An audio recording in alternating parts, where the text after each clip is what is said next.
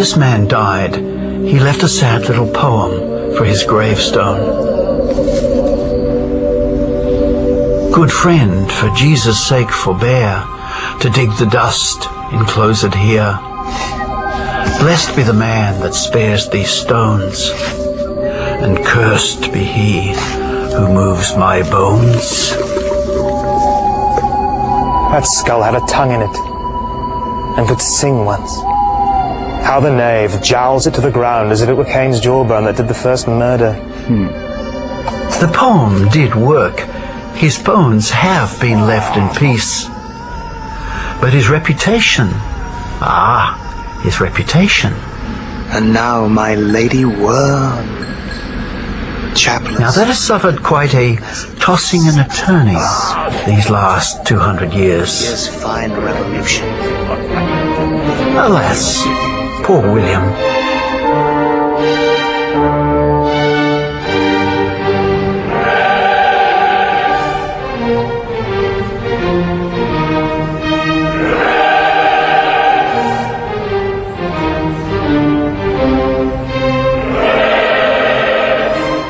He looks serene, doesn't he, here, dominating Poets' Corner.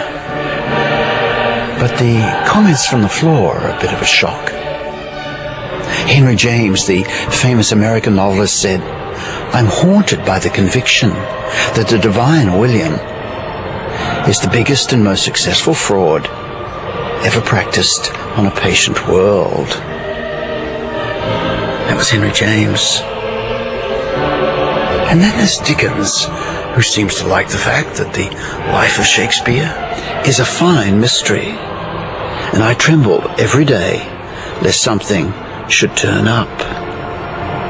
And Shaw, who, although not here, simply says, it would be positively a relief to dig up Shakespeare and throw stones at him. That was George Bernard Shaw. Actually, I don't find the list that impressive. I mean, as soon as you have a god, as Jonathan Bates says, as soon as you have a god, you have apostates. And it's a game that people play. Not only has there never been as great an author as Shakespeare, there will never be as great an author as Shakespeare, because the cultural conditions will not recur.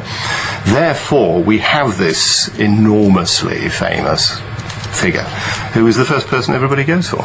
There's bad blood there. I mean, I'm interested in these people.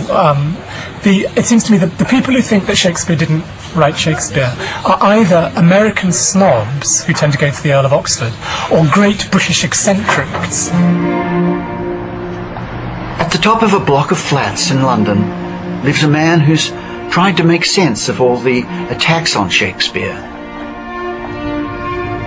He's John Michel.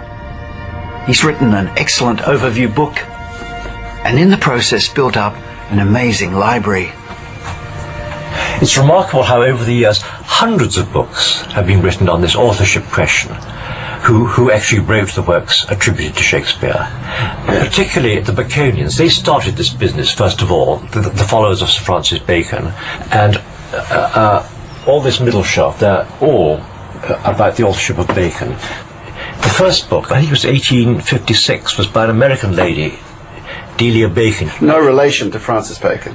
No, she was teased about that, but she always denied she was...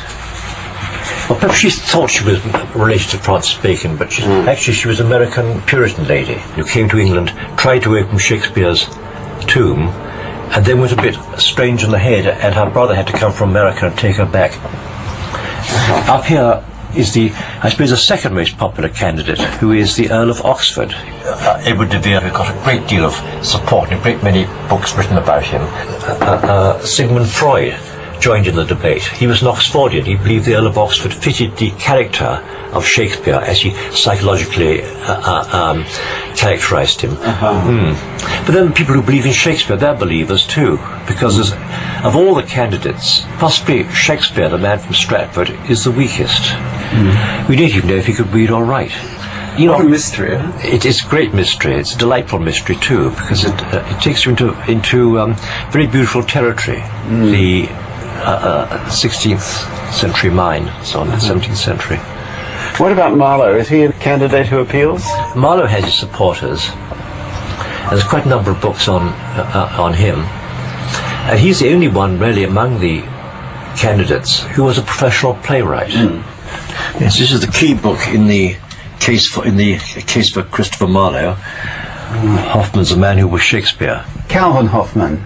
Yes, he was a man who opened the Walsingham tomb in Chislehurst Church. It's certainly the most amusing book in this whole subject is Mark Twain's Is Shakespeare Dead? And Mark Twain got into the subject because when he was working on the Mississippi riverboat, Twain's colleague, the pilot, was very much against it. So Mark Twain took up the other case to give him an argument. And he said the more he went into the Bacon case, the more he was convinced by it. And now, he said at the end, I give up my life for it. So people have become really obsessed, really fascinated and caught up by this subject, and indeed given lives to the study of it. I don't see that the issue of authorship. I mean, the issue of authorship seems to me is a substitute for people, substitute activity for people, rather than looking at the plays. It doesn't help us. But the authorship debate has helped Mark Rylance, Shakespearean actor and artistic director of Shakespeare's Globe Theatre in London. Amazingly, Mark thinks the real author might be Francis Bacon. No, I really think it's the only rational response at the moment is to say that it has to be an open question, at least. It really has to be an open question on the evidence. How did this come about? Well, studying Hamlet in order to play the part, Mark found great learning in the play, but nothing in the life of Shakespeare to show from whence came this learning. So I came to it actually by finding something very helpful in the widening of my view of the learning that this man had. And at first I didn't think much of the authorship stuff. I thought, well, they can talk a bit about that. But then one morning I woke up and I thought, my mind is changing. I'm not quite sure anymore who did this. And that was an amazing moment for me when I came to not being quite sure. How did you? Why are you making this film? Why are you interested in this? Much simpler. I just read Calvin Hoffman's book and I was shocked, profoundly shocked.